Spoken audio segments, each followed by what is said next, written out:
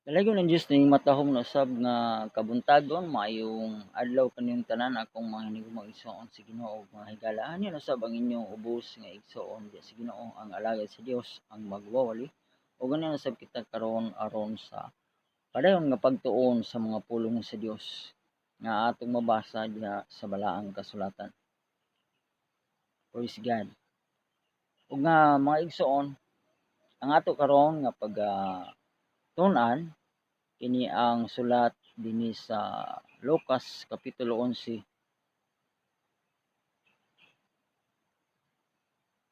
bersikulo 33 paingon sa 36. Ug ato usab kining mabasa sa Mateo 6:22-23. Naguluhan kini mga igsoon ang suga sa lawas. Praise God. Akong pagabasahon mga igsoon. Lucas 11 bersikulo 33. Walay tawo nga tapos makadagkot og suga, ibutang niya kini sa tago o sa ilalom sa gantangan, kundili sa ibabaw sa tungtunganan, aron sila nga magasulod makakita sa kahayag. Ang imong mata mao ang suga sa imong lawas. Kung maayo ra ang imong mata, ang tibuok mong lawas mapuno sa kahayag. Apan kung kini masakiton, ang imong lawas mapuno sa kangitngit. Busa mag-amping ka, basi ang kahayag nga anaa kanimo kangitngit yaay. Kung ang tibuok mong lawas mapuno sa kahayag, nga walay bahin niini nga mangitngit, nan ang tibuok mong lawas magadan-ag maingon sa suga sa diha nga magabanwag kini kanimo pinaagi sa iyang kahayag. Praise God, dalaga ng Diyos migsoon siya mga pulong. Dini maigsoon sa sulat ni Apostol Lucas maigsoon o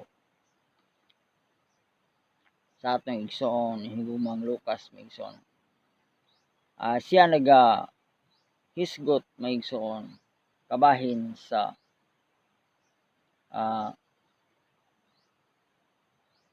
suga sa lawas. Ang suga maigsoon pinaka importante maigsoon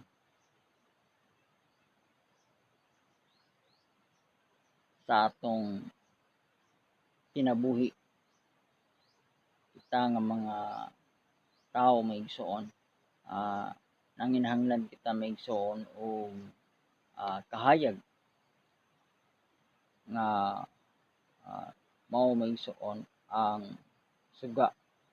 Pinaagi niini maigsoon atong makita ang kaanindot maigsoon sa palibot, atong makita ang tanang mga butang nga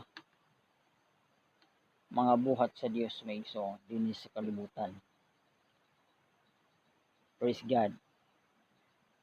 O nga atong basahon maigsoon pagbalik. Lucas 11 bersikulo 23. Walay tawo nga tapos makadagkot og suga, ibutang niya kini sa tago o sa ilalom sa gantangan, kundili sa ibabaw sa tungtunganan, aron sila nga magasulod makakita sa kahayag. Praise God.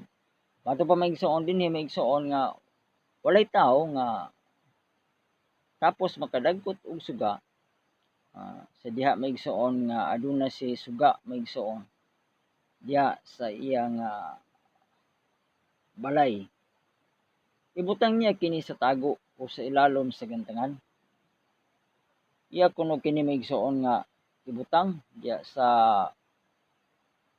tago, no? Katong dili makita o ilalom sa gantangan, no? Kung dili sa ibabaw sa tungtunganan. Kung dili ang suga maigsoon diha gyud ipahimutang, diha gyud na ibutang maigsoon sa tungtunganan niya maigsoon. Diin nga aron sila nga magasulod makakita sa kahayag. Aron ang mga tawo maigsoon nga nasa sulod sa balay o sila usab nga magasulod maigsoon makakita maigsoon sa kahayag, no? Mahayagan sila maigsoon. Praise God, hallelujah. Versikulo 34. Ang imong mata mao ang suga sa imong lawas. Kung maayo ra ang imong mata, ang tibuok mong lawas mapuno sa kahayag. Apan kung kini masakiton, ang imong lawas mapuno sa kangitngit. Praise God, hallelujah. Ato pa maigsoon din sa pulong sa Dios nga kon ang atong mata maigsoon mo kini ang atong suga sa atong lawas maigsoon. Kung maayo ang atong mga mata, ang tibuok tang lawas maigsoon, atong makita maigsoon ang kahayag, no?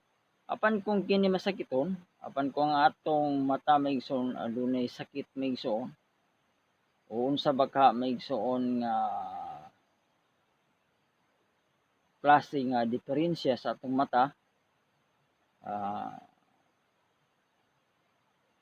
mahimo ba ka kita maigsoon nga malibat o usa ba ka kita maigsoon ka halap, no?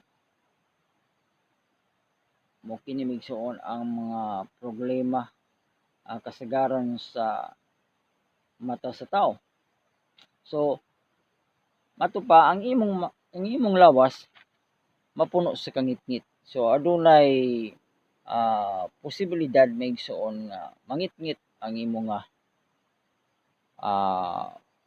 pag tan-aw maigsoon diya sa imong lawas. Versikulo 35, busa mag-amping ka, base ang kahayag nga naa kanimo kangitngit diay. Praise God. Versikulo 35.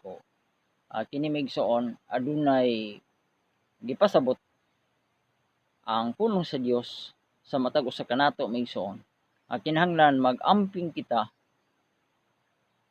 sa kahayag nga anaa kanato. Kay mato pa busa mag-amping ka base ang kahayag nga anaa kanimo kangitngit diay. Praise God. Atong hinumduman maigsoon nga kita nga mga katawhan maigsoon nagaagad maigsoon sa kahayag nga atong makita maigsoon gumikan sa atong mga mata, no? O nga sa tibuok natong lawas maigsoon atong himo lamang ang mga butang maayo sa diha maigsoon nga walay diferensya ang atong mga mata, no? Nga naghatag kanato og kahayag, no? Kung adunay daot sa atong mata maigsoon, so maproblema kita maigsoon sa bisan unsa atong pagabuhaton.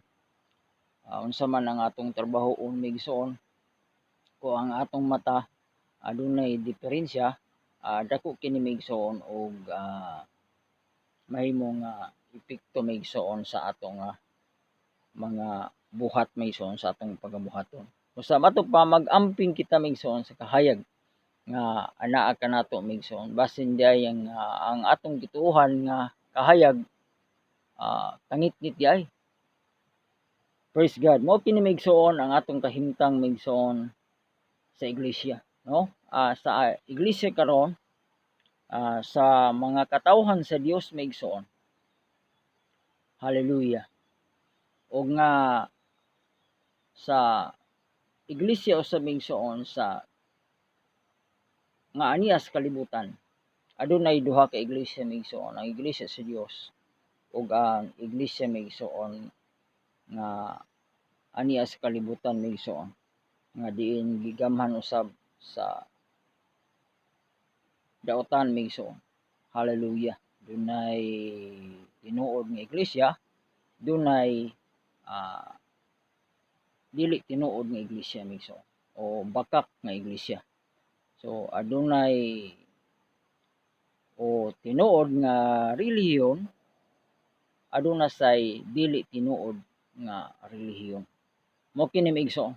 Usa nga dinhi maigsoon ang sa atong gibasa maigsoon. Nagisgot kini mahitungod sa suga sa lawas. So dinhi maigsoon ang punto dinhi maigsoon. Hallelujah. Ang mahitungod maigsoon sa lawas sa tao. Atong mabasa sa Biblia maigsoon nga ang iglesia gi pakasama kini maigsoon sa lawas maigsoon sa Ginoo. Mabasa ka na maigsoon sa 1 Korinto atong basahon sa makadyot maigsoon nga nagisgot may tungod sa iglesia nga mo ang lawas maigsoon sa atong Ginoong Jesucristo. Atong basahon maigsoon dinhi sa 1 Korinto 12 bersikulo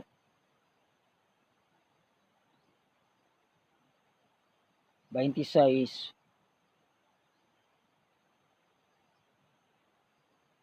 paingon sa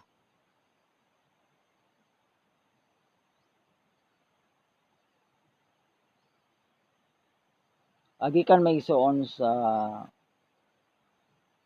25. 1 Korinto 12:25. Aron walay panagkasumpaki sa sulod sa lawas, hinunua aron ang mga bahin niini masigbaton sa samang pagtagad alang sa usa. Kung ang usa ka bahin mag-antos nan ang tanan magdungan sa pag-antos, kung ang usa ka bahin pasilungganan ang tanan magadungan sa pagkalipay. Bersikulo 27. Kamo mao ang lawas si Kristo ug ang matag usa kaninyo bahin niini. Praise God, hallelujah. So ang iglesia maigsoon, ang mga katawhan sa Dios, kita nga mga Kristohanon, kitang mga anak sa Dios maigsoon, gipakasama kita maigsoon sa lawas. Diin nga diya sa lawas maigsoon ang pinaka-importante nga bahin usab. Walay lain maigsoon ang mata, no? Tungod kay mo kini ang nagahatag og kahayag maigsoon sa lawas maigsoon. Hallelujah. Sadya nga ang usa ka tawo maigsoon bisan og kumpleto siya o bahin o parte siyang lawas apan kung ang madiferensya gani maigsoon mao ang iyang mata nga mao'y nagahatag og kahayag sa lawas maigsoon, dako maigsoon og epekto sa tanan nga bahin sa lawas. Dakong epekto sa tanan niya nga pagabuhaton. Kung ang madepektuhan mao na ang problema maigsoon mao ang mata, no? Sa iglesia usab maigsoon, hallelujah. Ang mata nga diin mao ang nagahatag og kahayag maigsoon, walay lain maigsoon ang atong Ginoong Jesucristo. Kung siya maigsoon, ang atong mata maigsoon, siya ang maghatag kanato og kahayag.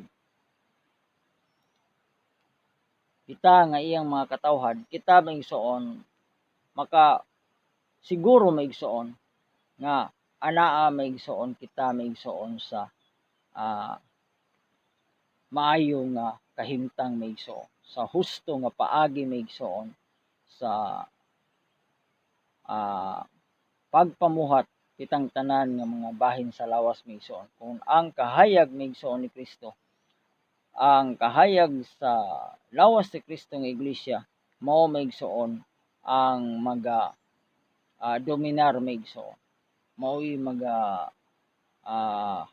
hatag o giya banwag maigsoon sa kahayag maigsoon diha sa lawas maigsoon nga mao ang iglesia. Mato ba maigsoon dinhi sa bersikulo 34, ang imong mata mao ang suga sa imong lawas. So sama sa atong lawas maigsoon sa physical, ang atong mata maigsoon mao kini ang magahatag kanatong kahayag, mao kini ang atong suga, no? Ato pa dinhi maigsoon. Kung maayo ra ang imong mata, ang tibuok mong lawas mapuno sa kahayag. Mato pa kung maayo maigsoon ang imong mata. So ang tibuok mo nga lawas maigsoon at tanan mo nga pagpanglihok maigsoon, ana sa kahayag maigsoon, matud pa mapuno sa kahayag makita nimo ang palibot, ang tanan maigsoon nimong pagabuhaton, tanan nimong paghimuon sa imong lawas maigsoon tungod sa